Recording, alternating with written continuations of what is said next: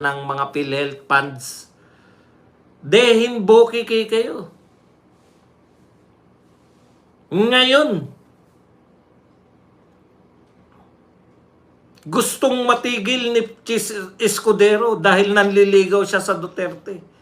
Panay kayo kuda. Di ba? Nakikita nyo? Pinamumukha nyo, pag Duterte ang involved, o kaya pera ng mamamayan ang involved, wala kayong pakialam. Pero kung mapapabor sa Duterte, makikialam kami dyan. Pag madidiin yung mga Duterte, mga kaibigan ng Duterte, wala kayong pakialam sa human rights. Pag ang nilalabag, yung, alam nyo mga atinista Lasal at UP, okay lang yan. Pinamumukhanin ninyo na magkakakampi ang mga, eto, ginagawa nyong laban ng mga mayayaman versus mga mahihirap. Mahihirap, OFW, yan yung mga supporter ni Tatay Digong Mga Bisaya at mga taga Mindanao. Akala nyo lang hawak nyo Luzon, hindi. Sangkatutak ang kalaban nyo sa Luzon. Kaperaso lang kayo. Nagsasama-sama kayong mga oligarko. Nagsasama-sama kayong mga munyaman.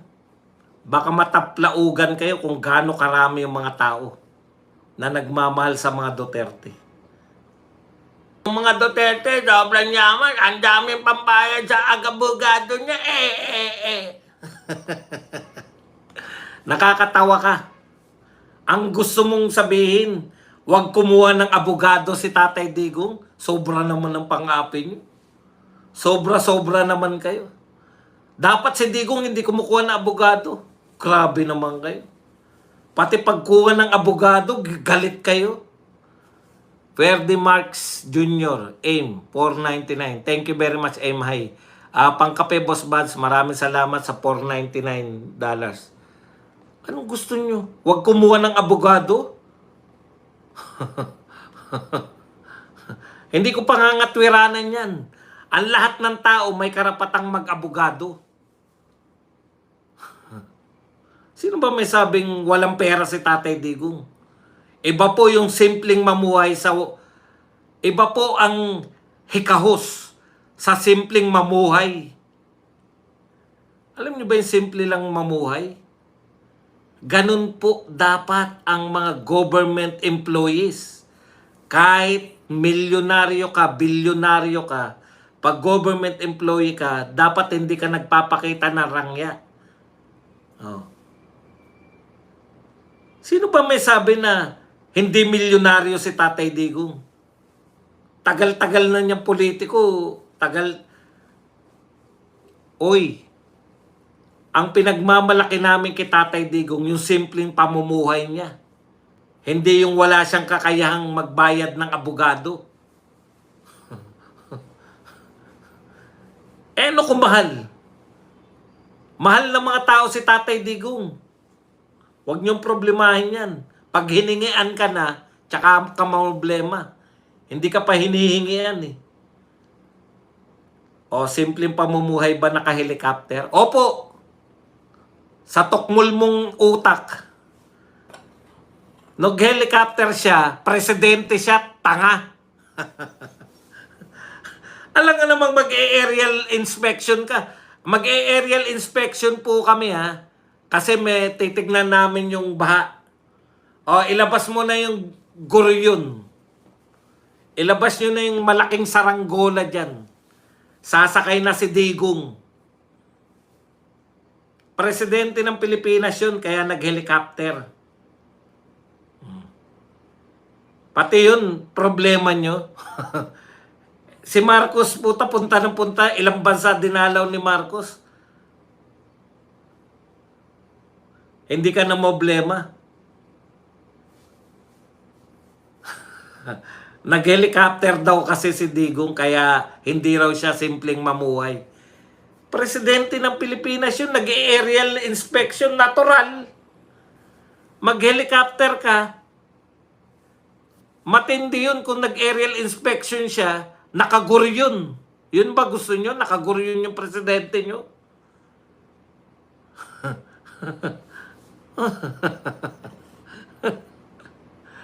Marlon. Thank you very much, Marlon, sa 50 ZSK. Ayan. Pangkape, Boss Buds. Kasi umabot din lang live watching from Czech Republic. Maraming salamat, Marlon Dumasian. Ayan. Mga maburaot. Pagbibigyan muna natin itong mga taga-TikTok. Ito para sa inyo. Ilyas na. Alam ko, yan lang alam niyong panoorin. Kaya nagugulat kayo.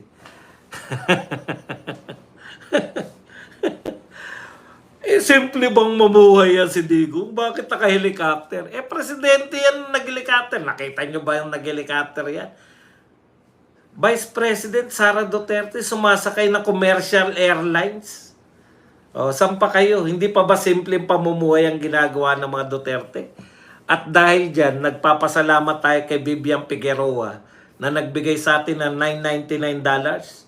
Hello Buds, magandang araw. At sa Agila ng Mindanao na nagbigay naman sa atin ng 2 pounds, ay 2 euros pala. Kayo naman dyan, tap-tap lang. Tap-tap lang. Bakit na wala comments ko, Bro Lods? Pati ba naman comments mo? Mag-comment ka lang na mag-comment. Hindi. Si Gwen Garcia. File yung pagsakay ng eroplano, pinoproblema na maengot na to. Presidente yun. Ano ba tingin nila sa pinuno at pinaka... Gusto nila sa guro yun eh.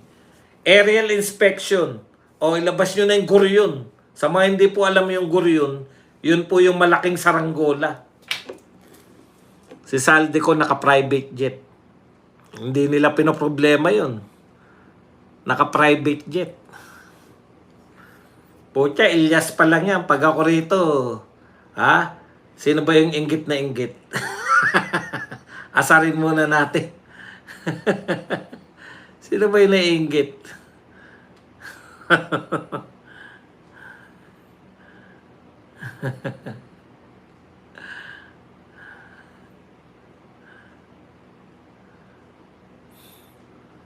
Pag si Marcos ang kumilos, ang dami nyo nasasabi, ano ba Marcos ang kumilos? May kinilos ba yung Marcos mo? Hindi, ito na lang po. Ipagmalaki nyo naman. Kami, kaya namin pagmalaki yung mga nagawa ni Tatay Digong. Sa inyo mga idol ni Marcos, si Marcos. Ipagmalaki nyo naman, isa lang. Ano ang ipagmamalaki ninyo? Ito challenge natin to sa mga taga-TikTok Magbigay kayo ng isang ipinagmamalaki nyong proyekto ni Marcos. Kasi nakakaawa na kayo. Panay kayo bira sa Duterte. Kami bumibira kami nung presidente si Tatay Digong. Binibira namin yung mga dilawan. Pero maraming kaming maipagmamalaki na ginawa ni Tatay Digong. Bumili ka sarili mo power supply. Ano daw? Hindi mo nakikitang ginagawa. Hindi nga. Huwag mo akong pag-research yan. Ikaw na nga tinatanong ko, Alan Rosales Alan Rosales ba yun? Kaysa mainggit ka sa pakapi ko, ano ang may pagmamalaki mo? Ikaw mismo. Kasi kami ang dami. Build. Yung war on drugs. Pinagmamalaki namin yan. Ikaw ang tinatanong ko. Pagre-researchin mo ko, ikaw nga. Ano ang pinagmamalaki nyo? Isa lang. Di naman marami. Kami, ang dami namin mapagmamalaki. Libreng college education. 10 years na passport. 10 years na, isa lang, Isa lang. Magbigay ka lang, isa lang. Hindi, wag na yun. Ikaw mismo, Alan Rosales, ano yung mapagmamalaki mo na proyekto ni BBM? Isa lang. Dami mong palusot Isa lang. Ikaw naman, Ang dami nyo sinasabi. Panay kayo Duterte, atake sa Duterte. Duterte magnanakaw, Duterte corrupt, Duterte kung ano-ano. Isa lang, magbigay ka lang ng isa. Ang dami mong paikot-ikot. Lahat kayong mga Marcos, paikot-ikot. Isa lang. Isa lang. Isa lang. Kami ang dami. War on drugs. Ha? Build. Sa build. Puta, sangkatutak yan. Ikaw, isa lang, Rosales. Isa lang. Isa lang. Magbigay ka lang ng isa lang. Na proyekto na talagang proud na proud ka. Isa lang.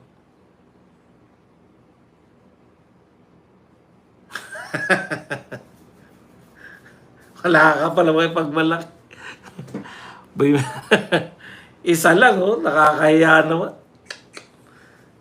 Ganyan sila eh. Sa totoo lang po, sabihan nyo sila ng isa lang, wala sila may pagmamalaki. Sasabihin nila 20 pesos na bigas. Ang ibig sabihin po ng proyekto, wala pong sinisino yan. Hindi po yan lahat ng nasa state colleges and universities libre. Hindi po yung mahirap ka ba? Ikaw ba'y may kapansanan? Hindi po ganun.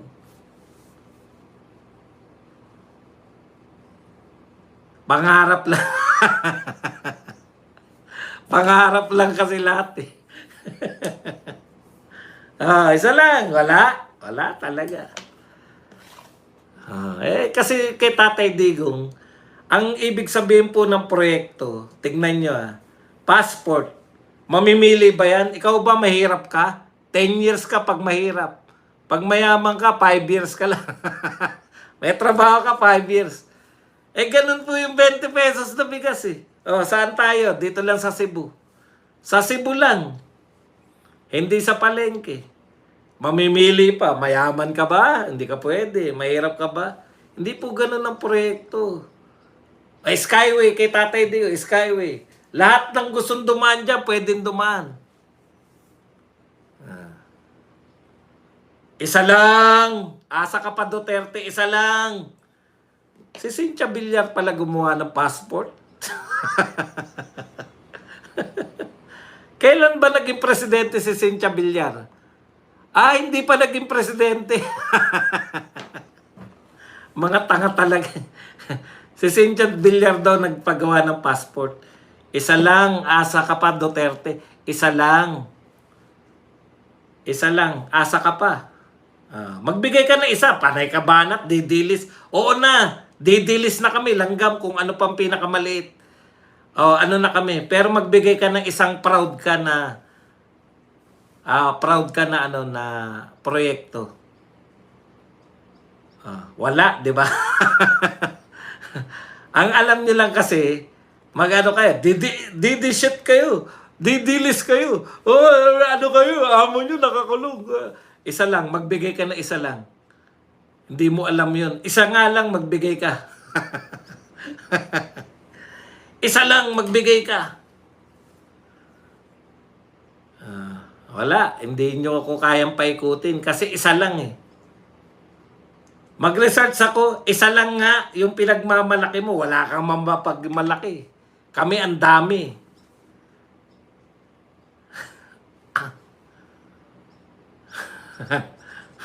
Ganyan po pagkausap nyo sila. Ano yung may pagmamalaki nila? Wala namang may pagmamalaki yan. Hanggang ngayon, 3 taon na, nangangarap pa rin. Pangarap namin. Asa ka pa. Yan, tatawanan na lang kayo. Isa lang. Nakakulong pa rin si Digong. Impeachment si Sara. Ngayon, pinatitigil impeachment. Konstitusyon. Sundin natin ang saligang batas. Isa lang. Mag-research ka kasi. Isa lang nga eh. Ay sus, bakit yung pa... Isa lang! Magbigay ka ng isa. Huwag kang tanong ng tanong. Bago ka magtanong, magbigay ka muna ng isa lang. Wala, di ba? Kami, tanungin nyo. Tanungin nyo kami. Anong hanggang kuda? Hindi ba totoo ang war on drugs? Pinagmamalaki namin yan. Hindi ba totoo yung mga build? Hindi ba totoo yung 10 taon na yung passport? Hindi ba totoo na yung mga skyway na yan? Hindi ba totoo yung nilinis yung Boracay at mga dolomite? Hindi nyo pa kinakailangan. Isang upuan lang. Dami ko na sabi. Ikaw, isa lang. Hindi ko nag-research. I-research mo mukha mo. Hindi kayo nanonood sa PTV4 eh. Ang proyekto hindi po dapat makita sa PTV4. Nakikita dapat ng mata mo. PTV4, hindi ka kasi nanonood ba dong eh. Kahit kay Duterte, hindi ako nanonood sa PTV4 eh. Panahon ni Duterte, hindi rin ako nanonood sa PTV4 eh. Pero alam ko mga proyekto. Kasi meron. Kayo, palusot nyo. Hindi ka kasi nagre-research eh. Wag na kami mag-research. Ikaw na nga eh. Sabi mo marami. Ano nga, magbigay ka. Hindi naman marami hiningi ko. Isa lang. Asa ka pa, Duterte. Isa lang. Up mo nga ako. Up. Sabihin mo, isa lang. Magbigay ka ng isa. Ulit-ulitin mo. Kung hindi ko mabasa, ulit-ulitin mo. Hindi yung inuulit mo. Up mo nga ako. Anong up mo nga ako? Buhatin kita? Utot mo. Isa lang. Hindi nyo kami maluloko. Ako pa, matyaga ako. Magbigay ka ng isa. O bobo ko, yun ang proyekto, bobo ko. Hindi siya naging matagumpay. Kasi hindi ako bobo. Pasensya na kayo ha. Pinapatulan lang natin to mga to. Up ko raw siya. Ang dami mo sinasabi, magbigay ka lang ng isa. Tanga, bobo, nabasa ko na lahat. Up mo ko. Wala pa ako nababasang isa na proyektong pinagmamalaki mo. Wala. Di ba? Isa lang. Ako hindi ako mahilingin. Isa lang ang hinihiling ko. Pag walang masabi, ganyan lang. Up mo ko. Hindi mo ko binabasa. Kanina pa ako basa ng basa. Panay up mo ko na babasa ko. Up mo ko. Ano ba ibig sabihin ng up mo ko? Bakit ayaw mo ko i-up? Up mo ko? Up kita? Ano ibig sabihin nun? Pasensya na, bobo ko dyan sa mga up mo ko eh. Isa lang naman yung gusto ko. Sabihin mo lang isang proyekto na proud ka. Ako proud ako sa... O kami tanungin mo, anong proud kami? Sangkatutak. Isa-isahin ko na naman. Akit daw siya Tatay Badong debate. Up mo ko, ganun. Utot mo. Mamaya kung ano-ano sabihin mo, mamaya magpakita ka pa ng edits mo. Hindi na-block pa yung akin. Aakyat. Ang dami yung pautot. Aakyat ka. Di umakyat ka. Hindi mo nga masagot ng isa, aakyat ka pa. Kasi isa sa mga proyekto ng BBM, Isaran San Juanico Bridge. Kawawa naman. Mga umaangal, mga kamag-anak niya ron, no? San Juanico, mga Leyte. Sarili nyo nga lugar, oh. Hindi nyo maayos. Senador Lapid, the best Senate President we never had, Tatay Badong. Walang iya ka, orasyon. Totoo yan. Apuhap Pinoy. Walang project si BBM kaya wala silang masabi. Biruin nyo yun, isa lang, i-challenge nyo sila. Ang technique dyan, yung may pagmamalaki nila na isa. Hindi naman nila may pagmamalaki yung 20 pesos. Kasi, halimbawa, sinabi nilang 20 pesos, tara, samahan mo ko, bili tayo ngayon.